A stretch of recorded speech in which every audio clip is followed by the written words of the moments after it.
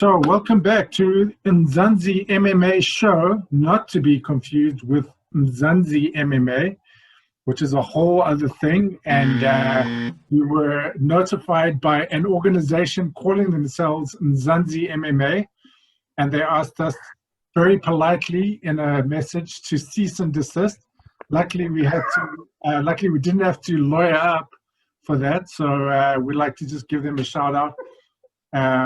So we've now become Mzansi's MMA show, which I think is not too bad either. Yeah. We're today going to discuss Tony's up-and-coming fight, which we're both super excited about because we're fans. But before that, we got a few more subscribers. We did try and find out who they are, but we couldn't. So when we do, we'll give them shout outs, but otherwise our following has grown to 9. So we're pretty stoked about that. And we're going to have a lot of fun with the show because both Prince and I are big fans of Al Kukui. So let me start off by asking you, Prince, when did you first become aware of Tony Ferguson? First of all, thank you, Coach. Thanks for having me. The first time I saw El Kukui, I think I was watching a Cowboy Cerrone fight, right? Okay. So at the time, Cowboy was on a hectic streak. You know, he was finishing this guy and the next. Was it a Cowboy fight? No, wait. When did I get Tony? But oh yeah. I think this is how me and you have always become Tony fans. It's the whole Khabib thing, right? So we followed Khabib. He was beating this guy, the other guy, the next guy, and we kept asking the question: if there is somebody out there who could possibly beat Khabib, who would it be? And I think this is a conversation me and you had about 2 years, 3 years, 4 years ago. And the answer at the time, just by sifting through all the various opponents that there possibly are in the lightweight division, we then spotted Tony El Kukui Ferguson. I think at the time he was fighting a couple of opponents. I think he finished Kevin Lee at the time. I think he finished Edson Barbosa at the time. And I think those finishes were just so intriguing or stylish the way he went about it, that it made us feel like, who is this guy? Let's look into it a little bit more. Also, he had the swagger, you know, he wore the shape, the glasses, always had the hair neatly tucked and trimmed, swagger coming out, doing his own thing. Like, who's this guy? And I think since then we kind of started following his fights, and he's been absolutely dope, man. Every single fight that he does is just tremendous pressure both on the feet and on the ground in any aspect of the fight. The cardio is fantastic, the ground game's fantastic, the striking is different, it's out there, it's weird, it's crazy. The submission attempts were weird, tricky, crazy. The training videos were weird, tricky, crazy. Even watching Tony on The Ultimate Fighter, where he was quite a drama king on that one. I mean, he caused a lot of shit on the Ultimate Fighter. And I think that's kind of like how we bought into Tony Ferguson over time. Get the off of me! Shake my hand and we're good. You don't want to be good, then let's go. I tell you what, you know what? Where's your kid at? And I think till this day, it is still our belief that if there is somebody who could give Khabib a real good run for his money, it will be not Justin Gaethje, but Tony Ferguson. I agree. We've had a lot of conversations about old Tony El Kukui. And I remember you telling me all about him, like, El Kukui. And I was like, who's this guy? And I remember the first fight where he came on my radar was against Anthony Pettis. And that was when I really saw the real magic of this guy. Like, Pettis, super tough guy, super unpredictable. And Tony just coming in with crazy angles, coming in with different ranges, basically just cut Pettis up. Pettis had to basically, I think they pretty much just threw in the towel. It was a TKO sort of situation. This guy is a real deal. This guy is one of the most creative guys. And then I started looking more into how good he is off his back, how he can attack at any range, how tough he is. I mean, I remember him getting rocked in that in that Pettis fight, and he Yeah, just and he simply did a rolled. forward roll, got back up, dusted himself off, and Who does started that, right? fighting again. Yeah, right. Who rolls mid-fight? Like, I want Exactly, to see and that that. like the club. Like, the next time I go to the club, I want to see like the bouncer like punch a dude and he does a little roll in front of all the girls. And it's like, yo, dude, what are you doing, man? And then orders a drink. And then orders a drink after that, shaken, not stirred.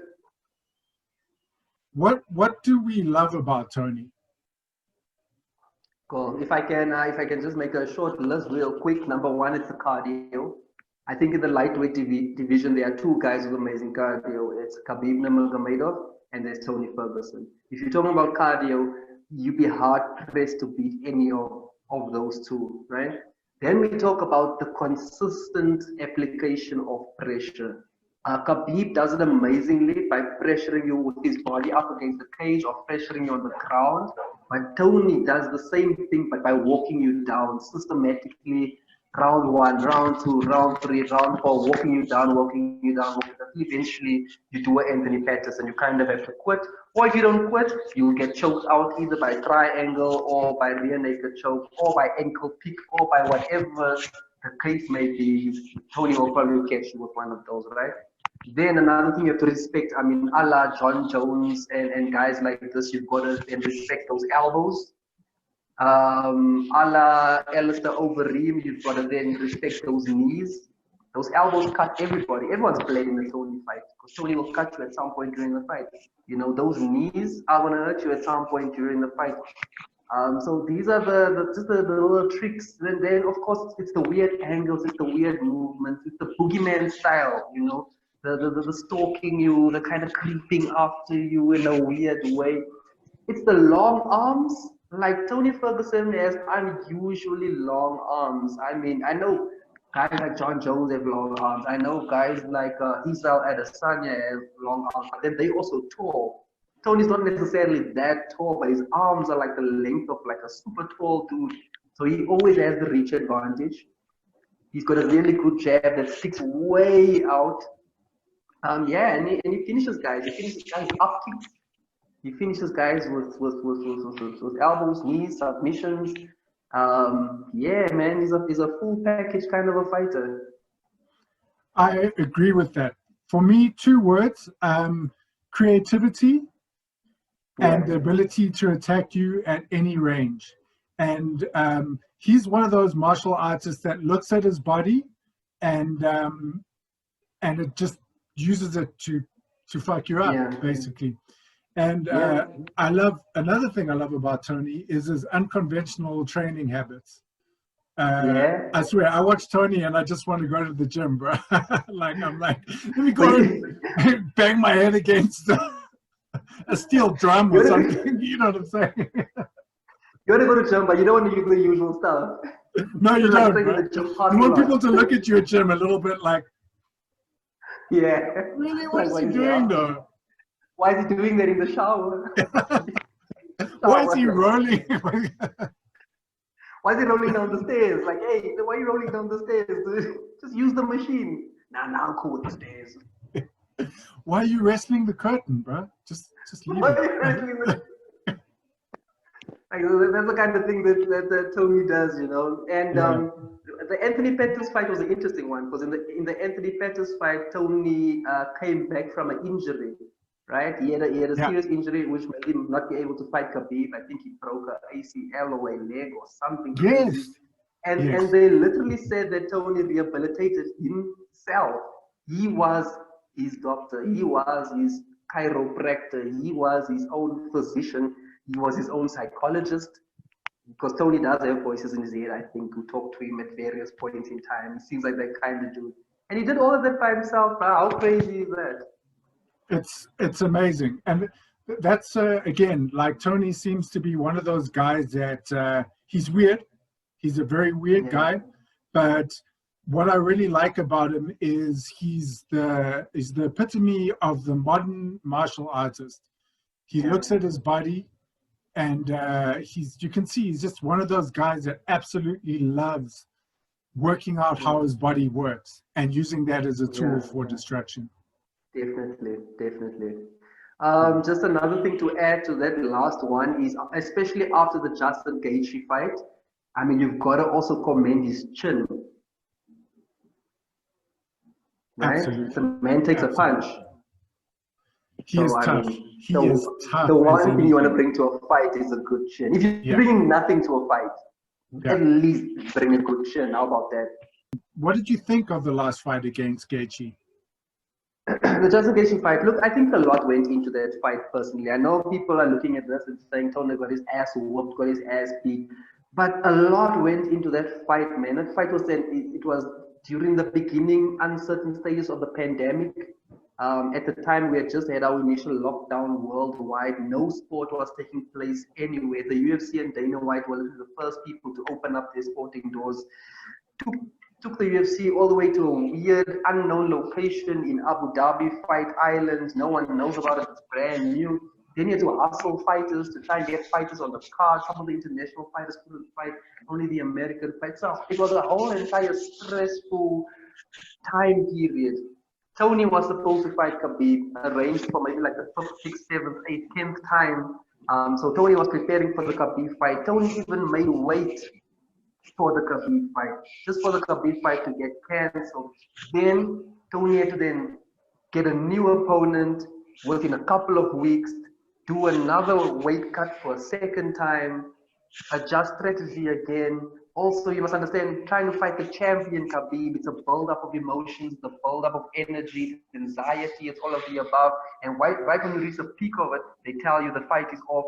And can you imagine how that energy dip must have just gone back down? And then just to bring a new opponent, and then to try and have to psychology yourself and get yourself ready again.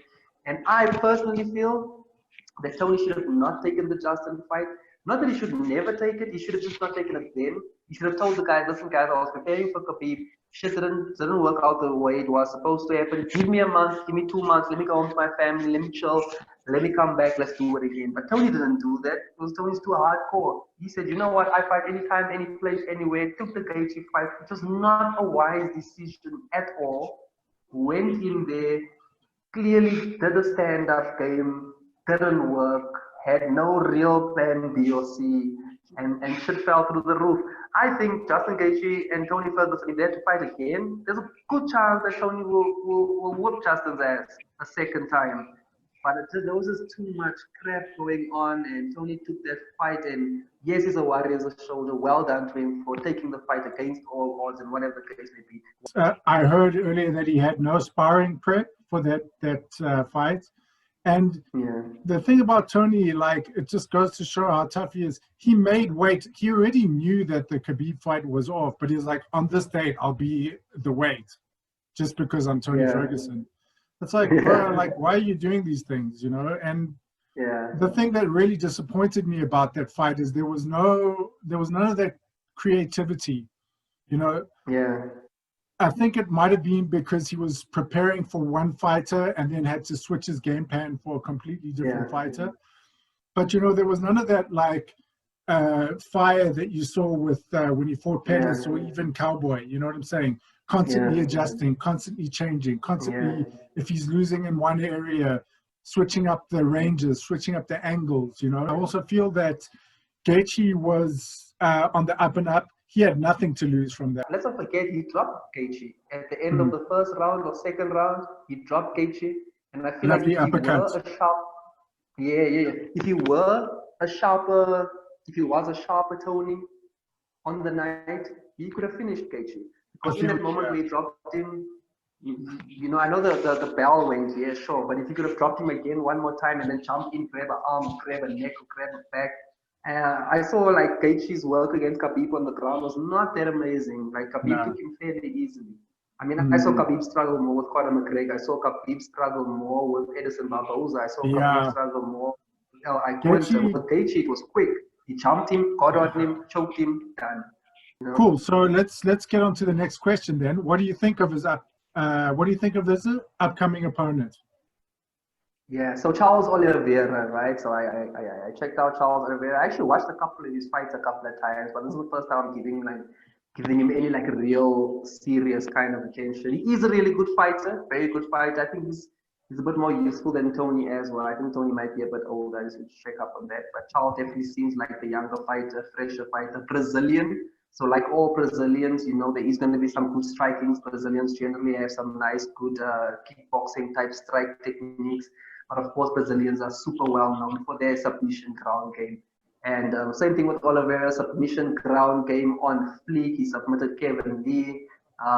He submitted Jim Miller. He's submitted Clay Guida. These are just the names of people that we kind of know, you know. Jeremy Stevens, he fought to a unanimous decision over there. So submission is his thing. He's got a couple of really good triangle finishes, couple of really good rear naked choke finishes, he's the kind of guy who can do a double submission at the same time, where he kind of has a triangle choke and an armbar at the same time, or he'll have a triangle choke and also twist your ankle, or what is it, gonna heel lock or something at the same time, like double attacking you like that. So his ground technique is absolutely amazing. Very much like Tony, off his back, absolutely amazing off his back. So if this fight does go to the ground, it's going to be very interesting to see the two of them tussle for the better ground position play. That being said, his striking is dope. I do think Tony's striking will be superior. I do also, Charles' record does have losses in terms of KOs. Let me just check for you over here. So he's lost 8 times, and he's been KO'd or TKO'd and KO'd 4 times. And I think that's a significant stat, because I don't think Tony's ever been KO'd. I don't think Tony's ever been KO'd. So Tony's definitely winning when it comes to chin. Oliveira is not winning when it comes to chin. Also, Oliveira has been submitted 3 times. So even though he's a submission specialist, clearly people have submitted him as well, right? Which is very contrasting to Tony's record, because Tony's only lost once by KO or TKO, and I believe that would have been the Gaethje fight because the ref stopped the fight. And then Tony's only lost once by submission, 1 time by submission. The other 2 was a decision, so he's only lost those 4 times. So statistically speaking, all the stats point in favor of Tony El Kakui Ferguson. What's your take? I look at Charles. I've watched some of his highlights, some of his best finishes, and I see like a younger, not quite as creative Tony Ferguson. He's a bit smaller as well for that division. But let's not take anything away from him. Does nicely with the striking. Seen him do a couple of really devastating takedowns, some nice wrestling, and very, very slick jiu-jitsu player. Moves nicely from one submission to the next. Not so much in terms of creating damage on the ground. You see Tony, when he's on his back, he likes to strike a lot. He likes to elbow you. He likes to cause damage. And I think that might be where Tony could get a bit of an advantage, although he's got to watch out, because if he leaves something hanging out, I feel like Charles could snatch it and catch him in a submission. I think he's got a pretty high fight IQ, just watching some of his highlights. He does well on grappler versus grappler.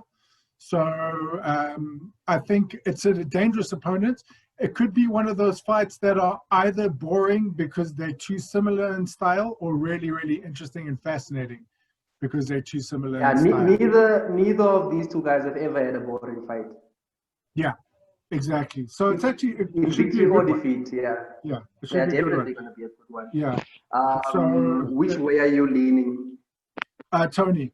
I'm thinking Tony will outstrike him. He should be able to use his range and his creativity on the feet to beat him up. You know what I'm saying? I think he'll be the bigger guy in the fight. I think he'll have a good range. I think he's probably a bit tougher minded in terms of pressure. Big match mentality could be a factor. Also, Tony's faced Tony has faced the more experienced opposition, from what I can tell. See the names I just read you out now of Charles Oliveira. That's pretty much his big opponents that he won against. His other big opponents, he kind of lost to them. You know what I'm saying? He's lost to Max Holloway. I think he's lost to Anthony Pettis. We just spoke about Anthony Pettis, I do believe. He's lost to Anthony Pettis too. Let me just check there. Ricardo Lamas. He's lost to Ricardo Lamas. He's lost to Frankie Edgar. He's lost to Cap Swanson. He's lost to Donald Cowboy Cerrone. So all these big names that Tony would otherwise have defeated, Charles has actually lost to them. Yeah. The one question mark I've got, and the one thing that I've seen other pundits talk a little bit about is, how will Tony bounce back after his loss to Gaethje? Because that was a bit of a devastating loss. He basically the ref had to step in and be like, "You've had enough." You know what I'm saying? So yeah. He was like the drunk guy at the club who is way over but still trying to mac on girls, and somebody has to be like, "Hey man, you need to go home. You really no man, I'm so good. I'm still good." Hey, shooters, let's have shooters. Shoot up, man. Hey, your Uber's outside, man. You gotta.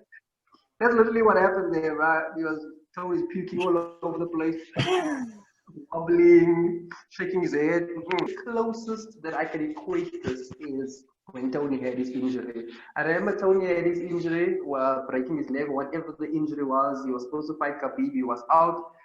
The doctors said he was supposed to be out for 6 months, 8 months. Tony was back like after 3 months. He was back. He got back into the cage. He fought Anthony Pettis. Anthony Pettis was winning at the time. He'd been winning, you know what I'm saying? So when Tony came in, everyone was like, shouldn't he take a bit of a longer break? Is he ready? Is this too soon? Will he be able to fight? Will his leg be able to hold up? And I mean, Tony came in, put on an absolute spectacle, and everyone was like, okay, let us just shut up, because clearly the dude knows what the hell he's doing, you know? So for me, that's the closest thing I can equate to his current loss to Gaethje. Everyone's like, is he going to be ready? Is it not going to be ready? Listen, I think Al Kakui is Al Kakui, man. If anything, Charles Oliveira is in for a hell of a night, because this is a Tony trying to prove himself again. Yeah, the only caveat to that I would say is there's a difference between getting hurt by scenery and getting hurt by another fighter, you know, psychologically. Yeah. So yeah, true that. It's not the injury, it's not the pain that I think Tony's got a problem with. Absolutely not. I don't know. I think Tony's only lost 3 times in his career. Yeah, 4. 4. Okay. So, and I don't really know how he's bounced back from those. I'm sure being Tony, he's always won. Yeah. He's always won. Do you know the gaps in between his losses? I'll let you know. So the gaps he had his first loss, and his second loss came about 4 wins later, or 3 wins later. Then he lost. Then he went on a streak of 2, 4, 6 wins. Then he lost. Then he went on a streak of 2, 4, 6, 8, 10, 12, 13 wins, and then he lost. So he's never lost back to back. Awesome. Look, I mean, a guy with that much experience, I feel has got this in the bag. If he doesn't win, then I think he should start thinking about retirement, even though it'll break my heart. Because, I mean, maybe Oliveira will pick up the torch, you know, and bring that Al Kakui spirit to mixed martial arts, because that's what the sport needs. I must say. Yeah, you need Tony Ferguson in the sport. Like I must say, I think Tony Ferguson's career was a little bit hard done, I feel, by the UFC. I think the UFC could have done a bit better with Tony. Like, Tony has never gotten the title shot. I mean, despite the fact that this man's fought 29 times, he's won 25 times, he's only lost 4. And in that entire duration of 25 wins, he's never had a title shot. He's held an interim belt. He got injured. They took the interim belt away from him, which I think maybe they should just let him keep it, because, I mean, it was a freak accident. I'd like, keep it. When you recover, let's get back to championship. Then, unfortunately for Tony, the champion throughout his tenure as a fighter mostly was Khabib. And unfortunately, that fight was cursed. And the fight has been tried 6 times. It hasn't worked 6 times. So I feel like he really got a hard end of the bargain to be such a successful fighter and to have never had a title shot. That's crazy.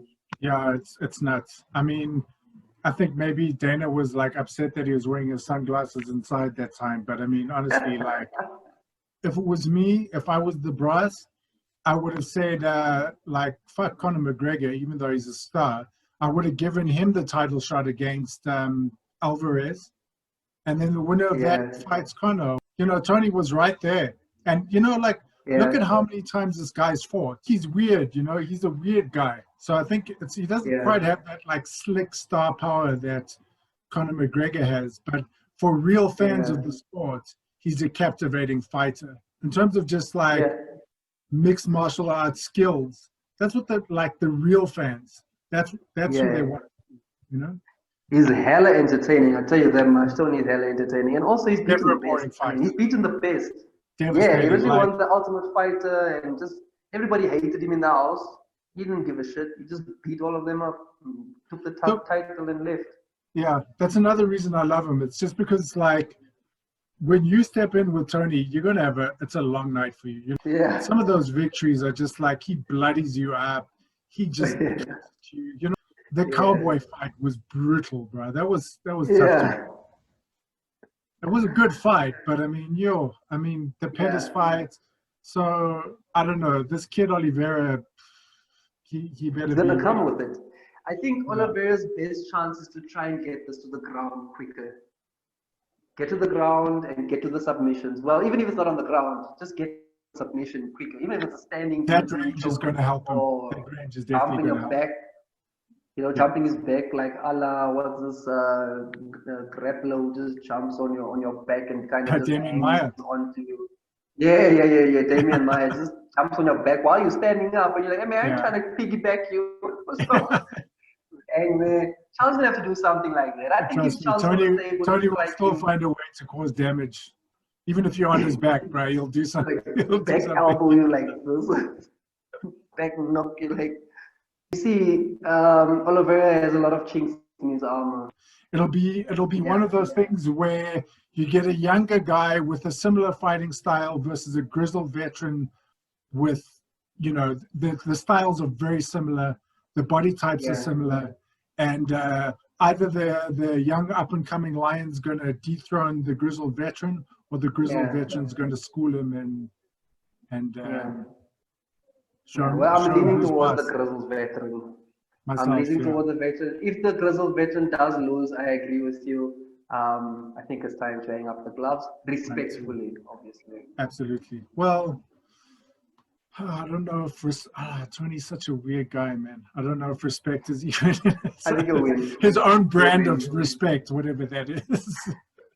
He's just weird. First he hates you, and then he wants to ankle pick you, and then he's a very strange Trying to guy. ankle pick big guys like the Doom, like, and I ankle pick you. I was like, hey man, leave the Doom alone, bro. Well, Hey, thank thanks for having you. me, man. Yeah, no stress. Thanks to everyone for watching.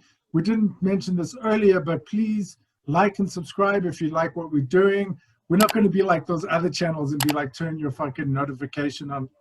We don't care, bro. We don't need to be ringing in your ear. Just watch YouTube at your own pace, bro. You don't need to hear notifications from us. What do you think? Yeah, right. 100% agree.